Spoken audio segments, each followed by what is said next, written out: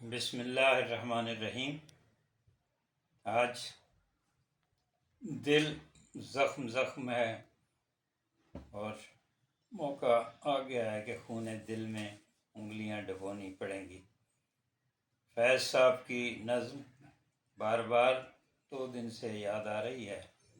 ہم جو تاریک راہوں میں مارے گئے، اور تصور میں وہ ہزاروں کارکن ہیں جنہیں پیار و مددگار ان کے لیڈروں نے چھوڑ دیا، اور دوسری طرف جو ریاست ہے جس میں سول گورنمنٹ بھی ہے، اسٹیبلشمنٹ بھی ہے اور عدالتیں بھی ہیں جو سب کچھ دیکھتی رہیں اور کوئی بھی حرکت میں نہیں آیا، اور جس طرح سے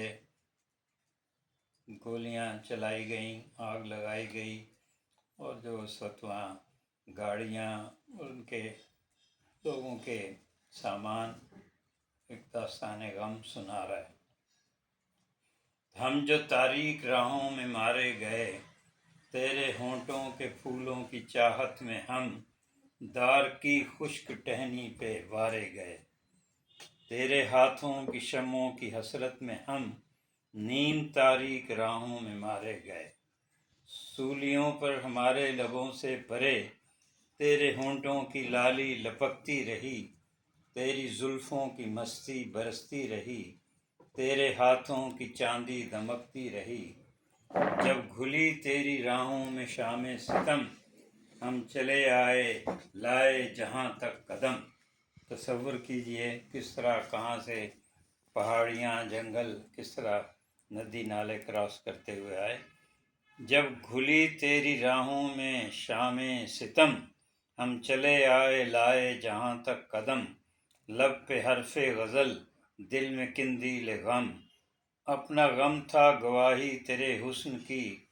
دیکھ قائم رہے اس گواہی پہ ہم جو تاریک راہوں میں مارے گئے۔ نارسائی اگر اپنی تقدیر تھی، ہمارے اگر خواب کی تعبیر نہیں مل رہی تھی، اگر ہمارے مطالبات پورے نہیں ہو رہے تھے، نارسائی اگر اپنی تقدیر تھی، تیری الفت تو اپنی ہی تدبیر تھی، کس و شکوہ ہے گر شوق کے سلسلے، ہجر کی قتل گاہوں سے سب جا ملے۔ بالکل لگتا ہے فیض صاحب نے یہ 26 نومبر کو ہی لکھی ہے۔ قتل گاہوں سے چن کر ہمارے علم، اور نکلیں گے عشاق کے قافلے،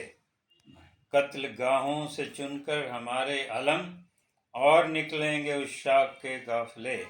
جن کی راہ طلب سے ہمارے قدم، مختصر کر چلے درد کے فاصلے، کر چلے جن کی خاطر جہانگیر ہم، جاں گوا کر تیری دلبری کا بھرم، ہم جو تاریک راہوں میں مارے گئے، تیرے ہونٹوں کے پھولوں کی چاہت میں ہم دار کی خشک ٹہنی پہ وارے گئے، تیرے ہاتھوں کی شمعوں کی حسرت میں ہم نیم تاریک راہوں میں مارے گئے۔ فیض صاحب کا یہ نوحہ ایک ابدی نوحہ ہے، یہ نکلیں گے عشاق کے قافلے، کبھی کسی تحریک میں، کبھی کسی تحریک میں،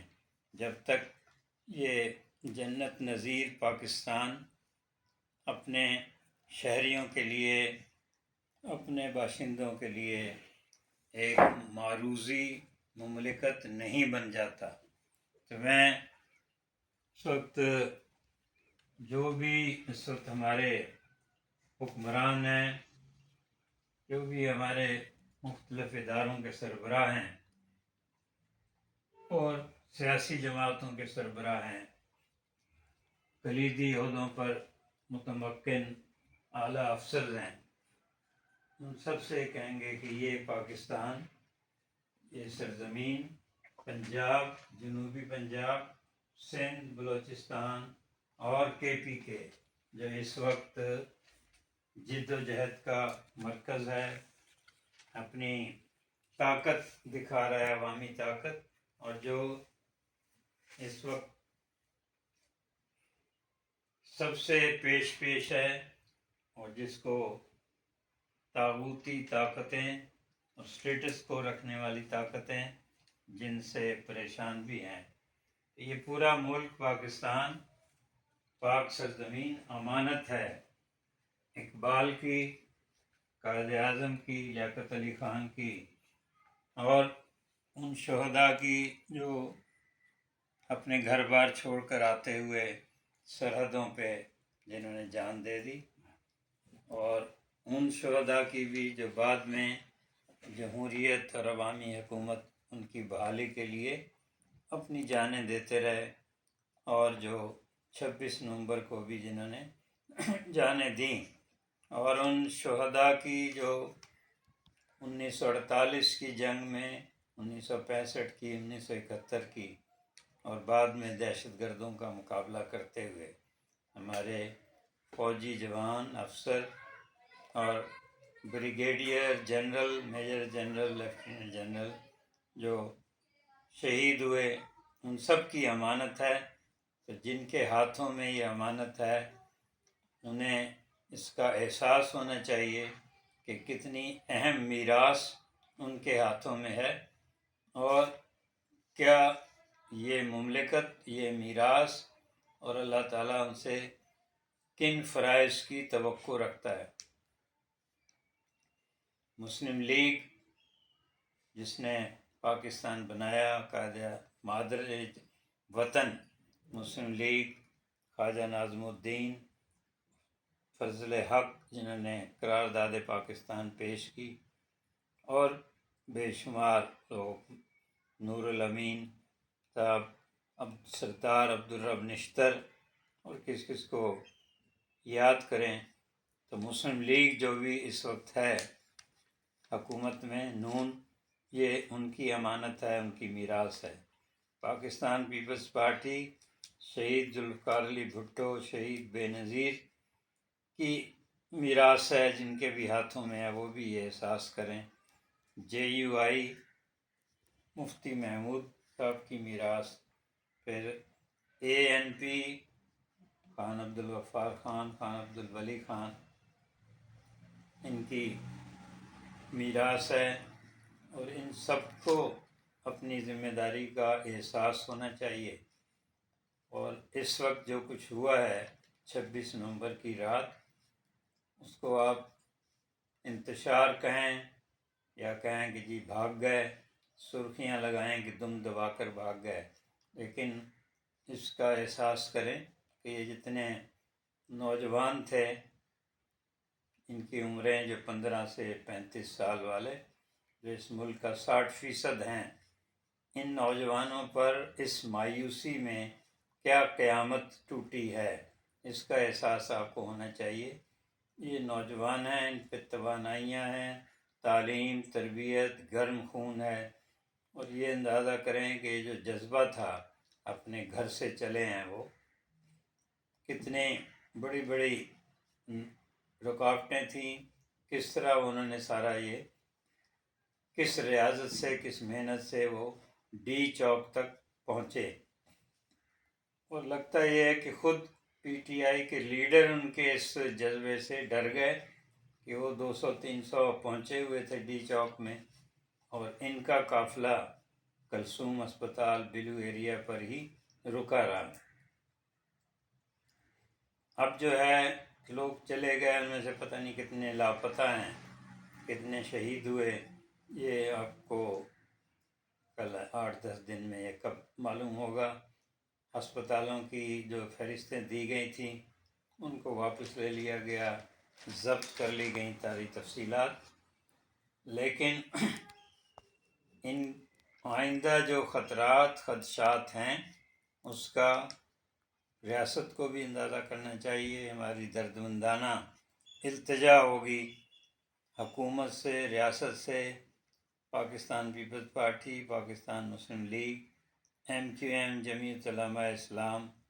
اور محمود خان اچکزئی سے، اختر مینگل صاحب سے، اور اس وقت جو لوگ پاکستان تحریک انصاف کی قیادت کر رہے ہیں ان سے. کہ اس وقت جو ان لوگوں کا جو بھی ان کی تعداد تھی ہزاروں میں لاکھوں میں، ان میں بہت زیادہ مایوسی ہے اور ان کے سمجھ میں نہیں آ رہا ہے کہ وہ اب آگے کیا کریں۔ اپنے لیڈروں کے خلاف تو وہ اس وقت اظہار خیال کر رہے ہیں کہ جنہوں نے وہاں 26 نومبر کو انہیں کتنے کہہ رہے ہیں 4 بجے سے 9 بجے تک کوئی کنٹیکٹ نہیں تھا، جنریٹر بند ہو گیا، ساؤنڈ بند ہو گئی، تو انہیں کوئی بتایا نہیں جا رہا تھا، کوئی ہدایات نہیں تھی کہ ان کو کیا کرنا چاہیے، اور ان کے وہاں قیام کے انتظامات، ان کی خوراک، ان کے سونے ہونے کے انتظامات کیا ہیں۔ یہ تو پاکستان تحریک انصاف اور خاص طور پر جو ہے بشرا بی بی سے سوالات کیے جا رہے ہیں کہ ان کا کیا رویہ رہا۔ اس کے بعد کے پی کے وزیر اعلیٰ کے امین گنڈا پور، ان سے بھی سوال کیے جا رہے ہیں، تو ان کے انہیں جواب دینے ہوں گے۔ یہ تو پی ٹی آئی کی بات ہو گئی، لیکن جو ریاست ہے چاہے اس میں اسٹیبلشمنٹ ہو، فوج ہو، عدلیہ ہو، نیشنل اسمبلی، سینٹ، صوبائی اسمبلیاں، ان سب کو بھی جو بھی ان کے ارکان ہیں، اسپیکرز ہیں، ان سب کو بھی خبردار ہونا چاہیے کہ یہ جو توانائیاں، صلاحیتیں واپس گئی ہیں، یہ آئندہ 10-15 سال میں کیا کیا ان کے تاثرات ہوں گے، کیا کیا خیالات ہوں گے۔ آپ انہیں تحریک انتشار تو کہہ رہے ہیں، لیکن یہ غور کریں کہ 1971 کے جو بھی جذبات تھے، جو کچھ ہوا، آج تک آپ نے محمود الرحمن کمیشن رپورٹ بھی شائع نہیں کی گئی، لیکن جو کچھ ہوا ہے کے پی کے میں، نیشنل عوامی پارٹی کے ساتھ، کراچی میں ایم کے ایم کے ساتھ، پھر یہ جماعتیں اپنے اپنے راستوں سے ہٹتی گئیں، تو یہ جو اس وقت پی ٹی آئی میں نوجوان شامل ہوئے اور جو ڈی چوک تک پہنچے، یہ ہمارا اثاثہ ہیں، ہمارا خزانہ ہے، ان کو آپ وطن دشمن ثابت کرنے کی کوشش نہ کریں۔ اس کا بھی پہلے بھی 1971 میں جس طرح ہم نے مشرقی پاکستان کے لوگوں کو ثابت کیا، اس کا کوئی اچھا نتیجہ نہیں نکلا۔ پھر بلوچستان میں ہم سال سے انہی چیزوں کا کر رہے ہیں۔ ہماری کوشش تو یہ ہونی چاہیے سب کی، پی ٹی آئی کی لیڈرشپ کی بھی اور ساری جماعتوں کی، کہ آپ نوجوانوں میں اپنائیت پیدا کریں، نوجوانوں کو اپنائیں، کیونکہ انہوں نے ہی آئندہ 10-15 سال اس ملک کو سنبھالنا ہے، چلانا ہے، اور اگر یہ ہماری پالیسیوں سے، ہمارے ان اقدامات سے، یہ جو ایکشن کیا آپریشن ریڈ واٹر کہا جا رہا ہے، ان کی وجہ سے اگر یہ لوگ ملک چھوڑ کر چلے جاتے ہیں، تو آپ اندازہ کریں ان کی صلاحیتیں، اہلیت، میرٹ اور توانائیاں، چاہے وہ جسمانی توانائیاں ہوں، ذہنی توانائیاں، وہ سب دوسرے ملکوں کے کام آئیں گی۔ اچھا، دوسرا جو سب سے بڑا خطرہ ہے، جو اس وقت مختلف تجزیے ہو رہے ہیں سوشل میڈیا پر اور اخباروں میں اور میڈیا پر،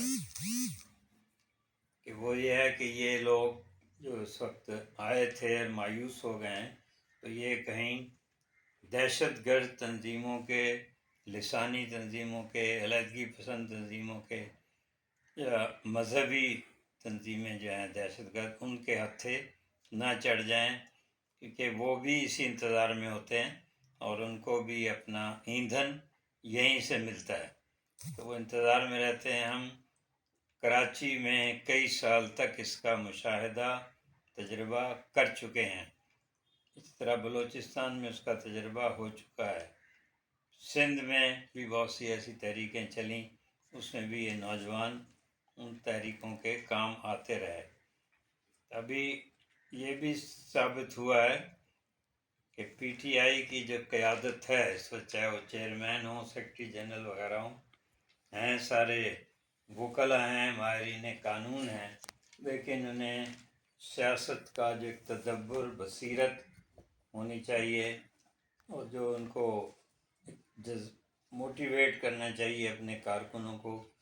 اور آنے والے جو دن ہیں ان کو اس کا انہیں سمجھ ہونی چاہیے۔ تو یہ سب لوگ جو ہے اچانک جب بتیاں بجھائی گئیں تو یہ سب غائب ہو گئے تھے۔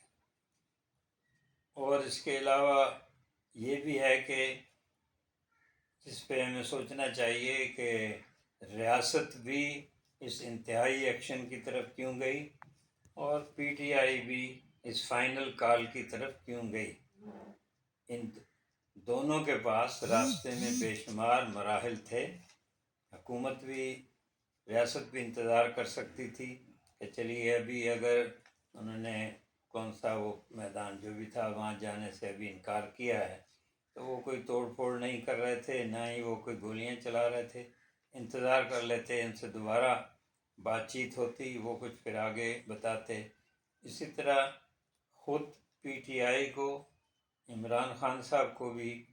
چاہیے تھا کہ اس کے درمیان میں جو راستے ہیں فائنل کال سے پہلے ان کو آزمایا جائے۔ مثلاً کہ پی کے کی حکومت آپ کے پاس ہے، 2/3 سے زیادہ اکثریت ہے، اس اسمبلی سے کام لیں، وہاں ایسی تقریریں ہوں۔ پھر یہ صوبہ بہت زیادہ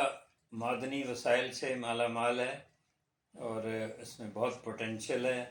مار بھی اس صوبے نے بہت کھائی ہے 1979 سے، جب سے یہ افغان سچویشن شروع ہوئی ہے، لیکن اس سے لوگوں میں شعور بڑھا ہے، نوجوانوں میں وہاں پہلے سے زیادہ وہاں سیاسی سماجی شعور ہے، پہلے سے زیادہ یونیورسٹیاں کھلی ہیں اور پہلے سے زیادہ لوگ وہاں پڑھ رہے ہیں۔ تو یہ پی کے میں خیال ہے اب بھی دوسرے صوبوں سے زیادہ کتابیں پڑھی جاتی ہیں، زیادہ سیاسی جدوجہد، کہ ظاہر ہے کہ اس میں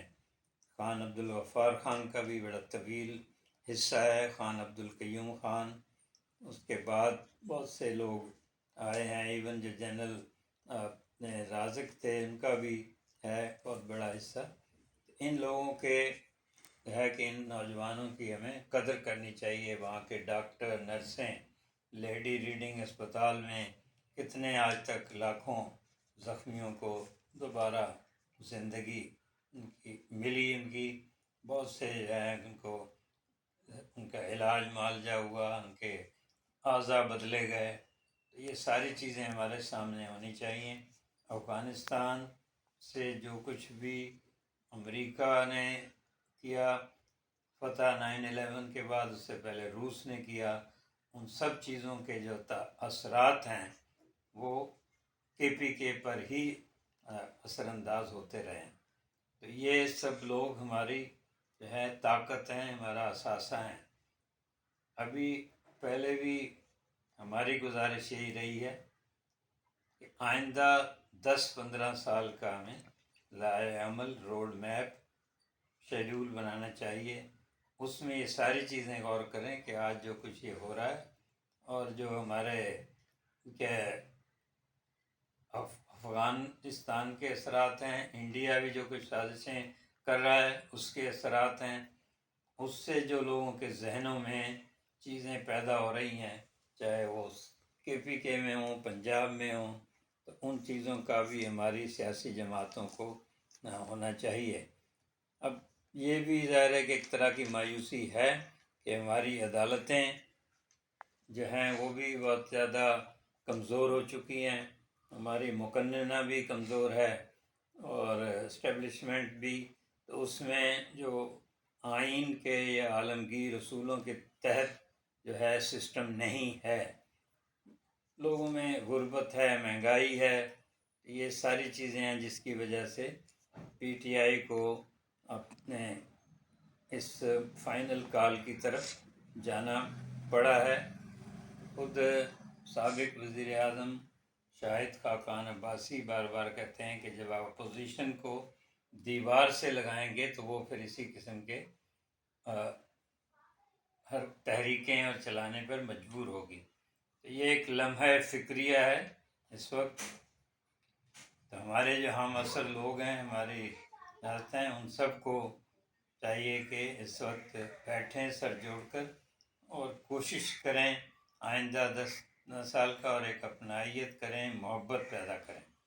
یہ آپس میں تصادم، کلیش، یہ بہت ہی زیادہ خطرناک ہے. تو امید ہے کہ اب لوگ تاریک راہوں میں نہیں مارے جائیں گے، ہماری راہیں روشن ہوں گی انشاءاللہ. بہت شکریہ.